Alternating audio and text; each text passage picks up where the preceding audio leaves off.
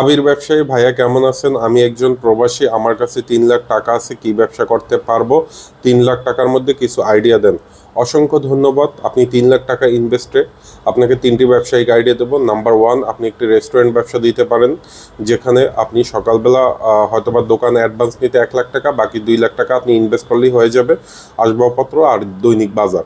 এখানে আপনি সকালবেলা পরোটা ভাজি বিক্রি করবেন, দুপুরের আগে আপনি সিঙ্গারা সমোসা, দুপুরের খাবার এবং বিকালের নাস্তা এবং রাতের পরোটা বা আপনি ভাত বিক্রি করলেন।